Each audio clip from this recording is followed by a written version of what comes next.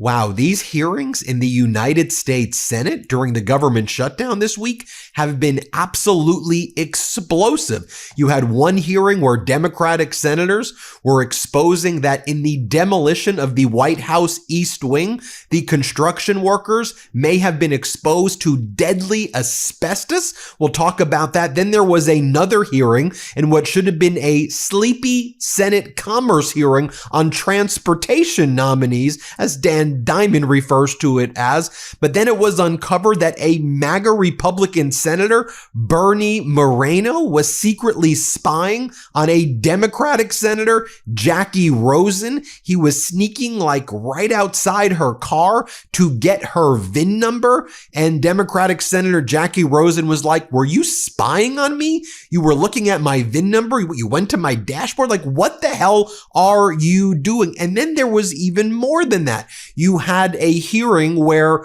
a courageous officer, a Capitol Police officer, testified before the United States Senate. And then you had these MAGA Republican witnesses all say that the individual who beat and almost killed this Capitol Police officer deserved to be pardoned. And there's even more explosive data than that and details than that. So let me go through with you what went down. The first thing I want to show you is where you have Democratic Senator Markey. He's questioning some of these witnesses at this hearing about apprenticeship programs that are offered by unions that the Trump regime is gutting. And Senator Markey uses his time to ask these apprenticeship union leaders who help with these apprenticeship programs, are you aware if there was any asbestos controls or steps taken at the East Wing when they demolished it at the White House? Because they used non-union workers. So as a result, we saw these smoke clouds outside of the East Wing that look like what we normally see in very deadly and fatal asbestos exposures in the past. And we know asbestos was used in the East Wing. And in Donald Trump's rush to tear down the East Wing, what we may uncover in the future is that he exposed those workers who did not go through the steps, that the safety precautions that take place in unions, because Trump went around the unions, that Trump may have exposed those workers to very deadly asbestos exposure where those people may die early in the future. Watch this questioning. And again, you haven't seen this in many other places. And hat tip to Dan Diamond for flagging it. Here, play this clip. LIUNA runs a world-class apprenticeship program that includes training on asbestos abatement. Many old buildings were constructed and renovated when asbestos-laden products were industry standard, including the White House. Are you aware of any permits or other indications that the White House, that President Trump, took any of the appropriate safety steps when Trump demolished the East Wing of the White House to protect against asbestos exposure? I'm not aware of anything that they would have done to protect. So the White House could have exposed workers and passersby to deadly asbestos. Is that your view? They could have, and I can tell you, had it been a union workforce, we would have access to that. This administration chose to use a non-union workforce to go do that on a union project. One of the first things we teach in our apprenticeship is to have your brother or your sister's back. And if you see something, you say something. If something's unsafe, you can stop that work. This isn't a union job site, so we have no access to it. So I don't know what's going on out there. No, thank you. And those safety standards, they exist for a reason. It's to protect workers. It's to protect innocent people who may be nearby, even working in the White House, from exposure to asbestos. And those standards just don't disappear on the whim of President Trump. They're there because of all the lessons we learned, especially because of asbestos workers who died at unbelievably high levels before we actually put protections in place. And that's why I wrote to the contractor who tore down the East Wing to demand answers on whether and why workers were put at risk for Trump's big donor ballroom. It's just another example of how Trump is the most anti-union president, anti-safety president in history. And that is something that absolutely we have to get to the bottom of. I've received no answers yet in terms of any asbestos protections, any other safety protections that were put in in order to ensure that workers were not unnecessarily exposed to health endangering situations. So I thank both of you for your work on these issues. Thank you, Mr. President. For the record, every merit shop that I visited emphasizes and takes great pride upon their safety record. And they are subject to the same OSHA regulations as regarding maintaining safety and exposure to asbestos or anything else.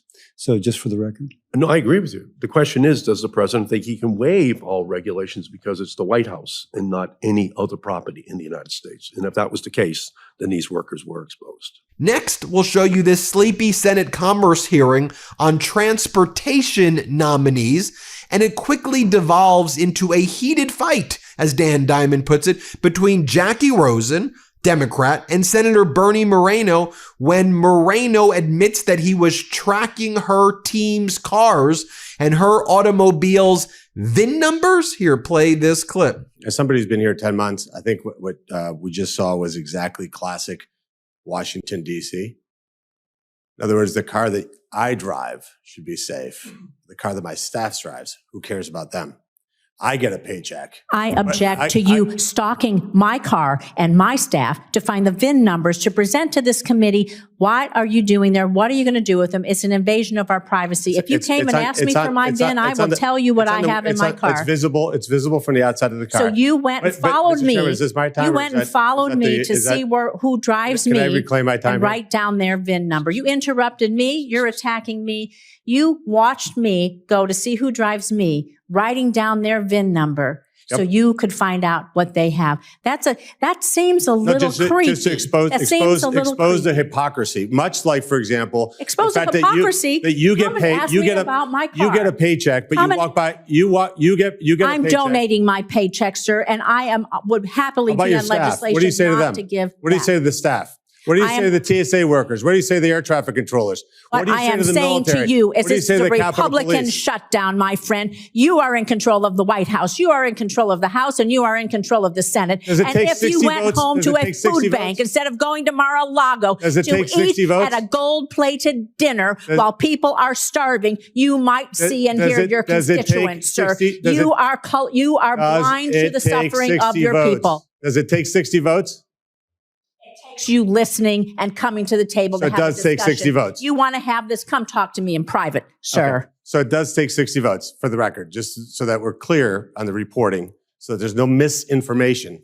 It does take 60. Back to you, Mr. Edwards. Question about airports. How bizarre is that? As Arthur Delaney writes, earlier in this hearing, Bernie Moreno said he looked up all of his colleagues' VIN numbers to expose them for not buying newer vehicles with expensive safety features. Maybe a weird way of making the point. As Jamie Dupree writes, to get a car's VIN number, you have to physically walk up to the car and look into the windshield. So Moreno was personally going up to his colleagues' cars. How many cars? Staff cars, senator cars? He was spying on their vehicles? What the hell is going on here? Then in the Senate Judiciary Committee, here you have Democratic Senator Dick Durbin cross-examining one of Trump's federal judicial nominees about the kind of anti-abortion, anti-women, anti-reproductive rights stance. Here, play this clip. Do you believe that female patients are less likely or less able to understand medical advice than male patients? Senator, I'm sorry, I'm not sure I understand your question. Could you?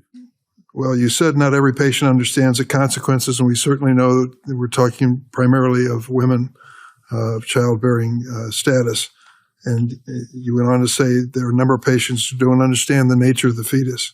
Do you believe that female patients are less likely to understand this? No, Senator, what we were saying in those arguments is we were summarizing the evidence in the record for the court. There were several witnesses who testified by sworn declaration that they wished, my recollection is they said they wished they had that information because they didn't quite understand the nature and the consequences of didn't understand the nature of the fetus, women?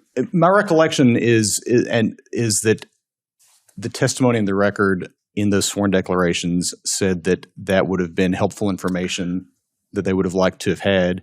And I believe that also was kind of hearkening back to statements in the Supreme Court's Casey opinion as well as perhaps Gonzalez v. Carhart.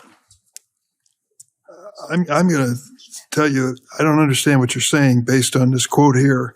And if you wish, it's your decision. If you want to clarify what you've just said in light of what I quoted, please do so, because at this point, I believe there's really a serious question as to what you were trying to say. Senator, we were just simply making an argument based on the evidence in the record, and it was the your Commonwealth's decision as to whether you want to clarify it. But at this point, I think it's going to be a problem for some of us. What if you could always find exactly what you're looking for right away? Parking spots, holiday gifts, that phone charger that always goes missing. Imagine how much time that would save. Well, you may never instantly find these things, but if you're hiring, you can find qualified candidates right away, time and time again with ZipRecruiter. And today you can try it for free at ZipRecruiter.com/Meidas. That's MEIDAS. ZipRecruiter's powerful matching technology works fast to find top talent. Plus, with ZipRecruiter's advanced resume database, you can unlock top candidates' contact info instantly.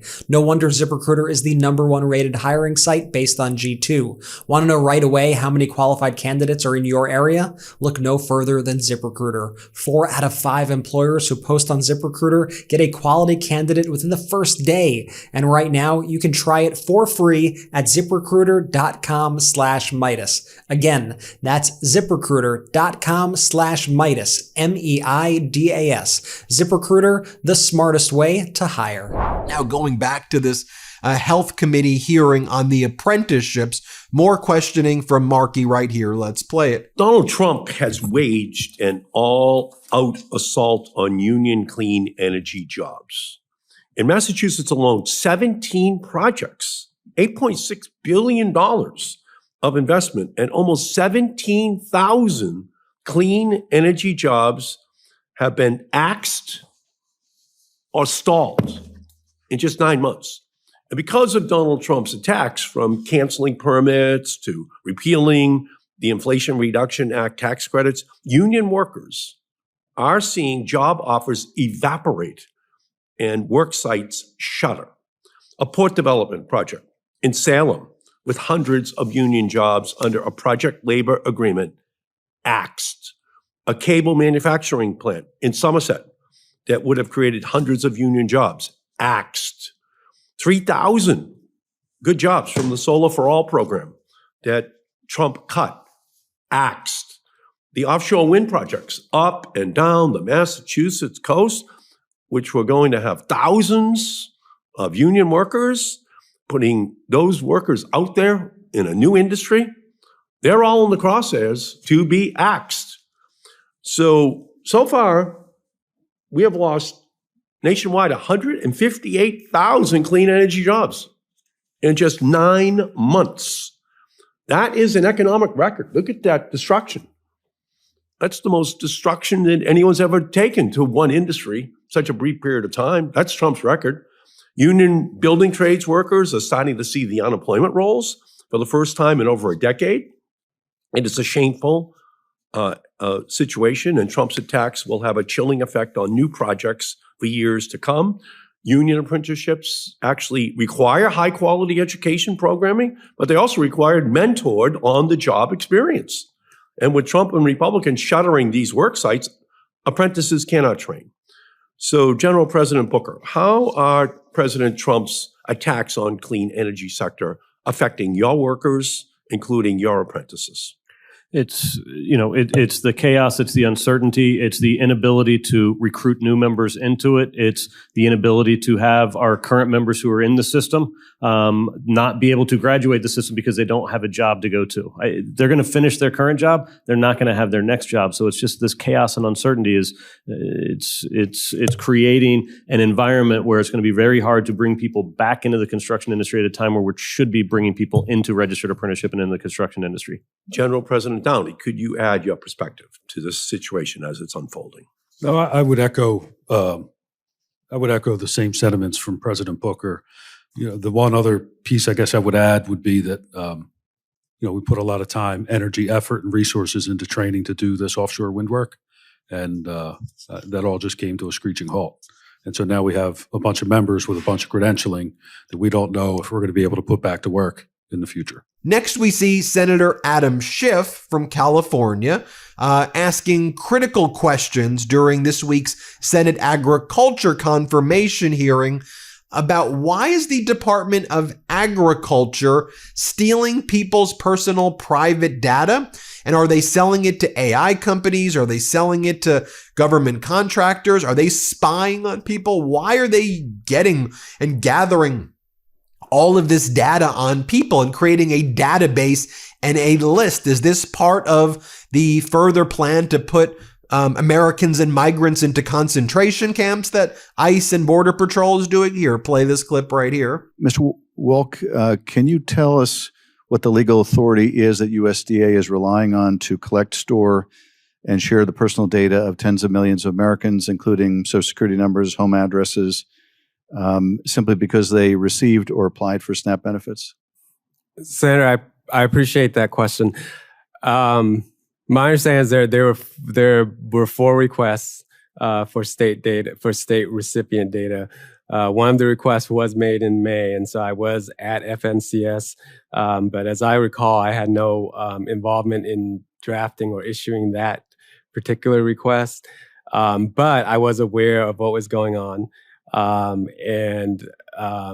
would say I know that there is a lawsuit brought by numerous attorneys generals, and I hesitate to give my opinion in terms of what that authority might be, because that may be an issue in the case. Mr. Walk, if confirmed, are you committed to reviewing this policy independently, objectively, to ensure that it does not violate federal privacy laws, which protect Americans' personal data and identities? Sir, I appreciate that question, and I will say that I think the collection of data itself is something that we need to look at in general. As a 24-year federal employee, I certainly understand the privacy implications, and that we have laws that protect data throughout the information life cycle, from collection to transmission to storage to disposal. And I want to make sure that as we use the data technologies, which carries promise, that we also make sure that we deploy them in a way that abides by the law. Now, here was a moment, a very somber moment for me to even watch this, to see what even took place. You're going to see all of the Republican witnesses at this Senate hearing.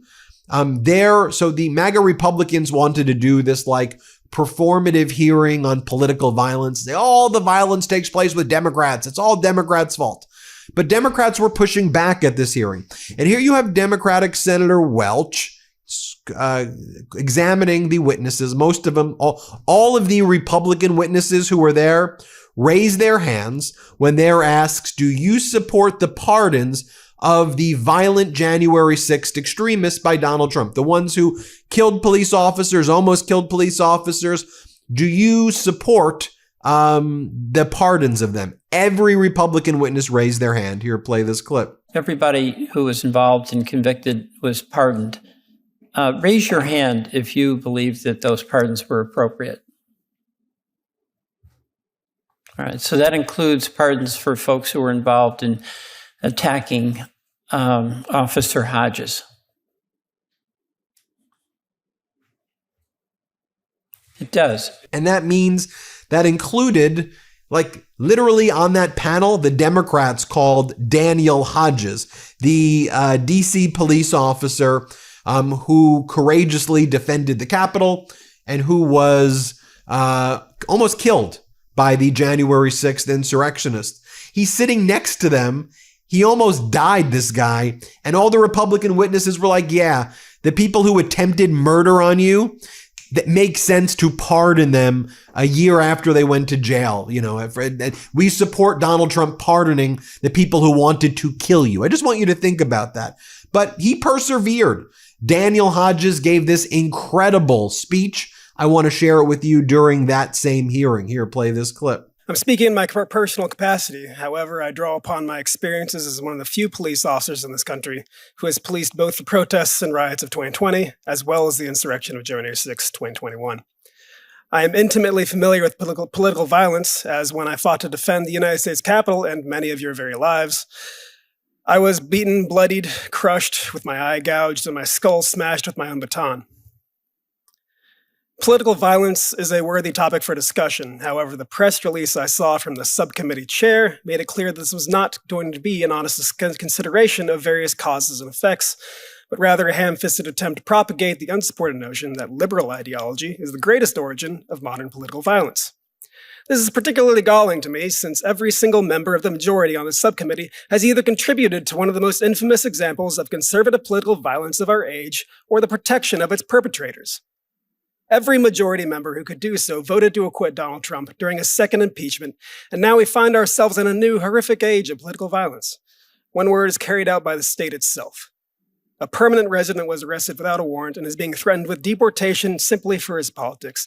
A Tennessee man was arrested and is being held on $2 million bail for sharing a Trump meme on social media. Members of Congress have been denied access to ICE facilities, despite the law granting them unannounced oversight rights.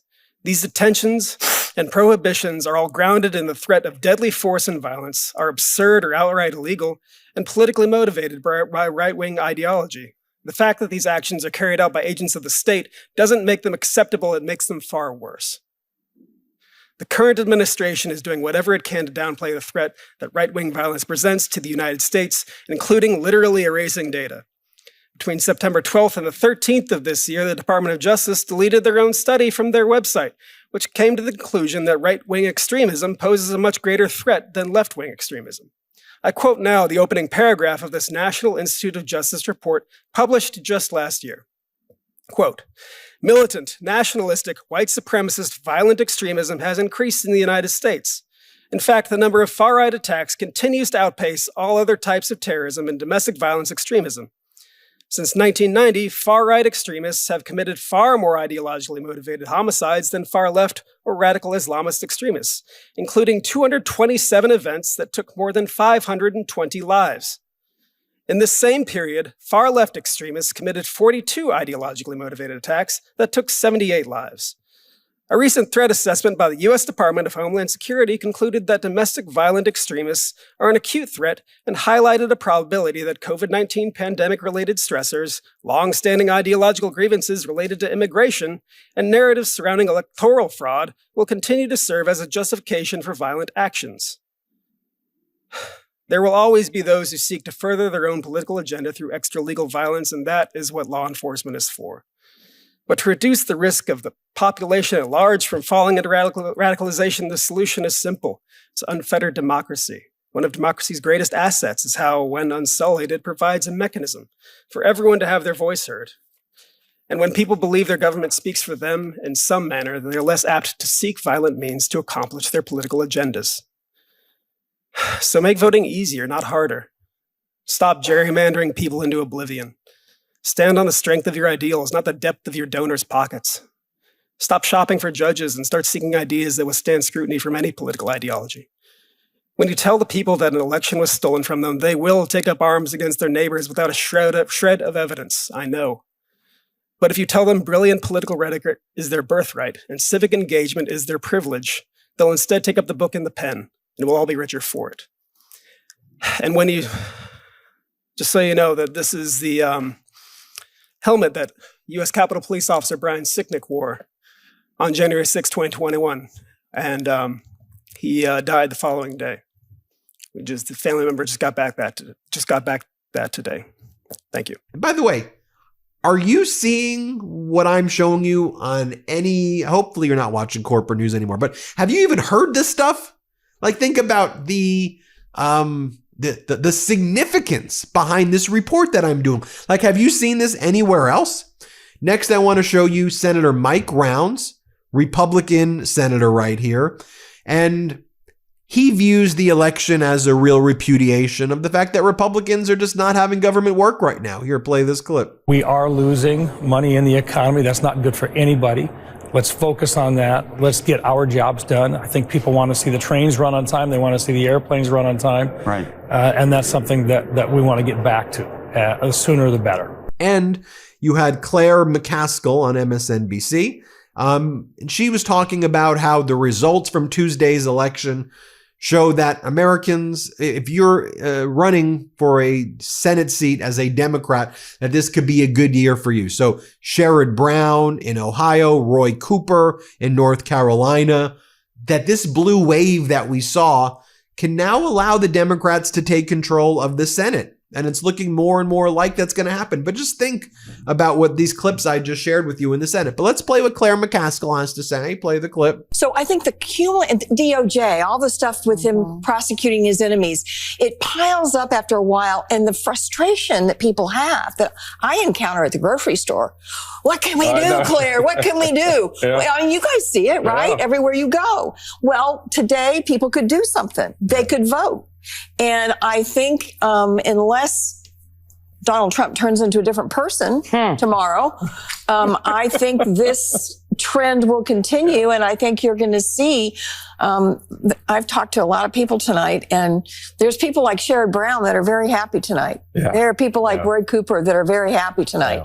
I think the Senate, we didn't think the Senate was going to be in play next year. I think after tonight, the Senate's definitely in play. It definitely is on the on that sort of circle. It's on the cusp. Oh, in that concentric circle. Right before they get to the batter's boxes. That Next year, Texas, I'm talking to you. You can do it next year, Texas. Well, there you have it, folks. Let me know what you think. Let me know what you think, okay? Hit subscribe. Let's get to 6 million. And thanks so much for watching. Love this video? Support independent media and unlock exclusive content, ad-free videos, and custom emojis by becoming a paid member of our YouTube channel today. You can also gift memberships to others. Let's keep growing together.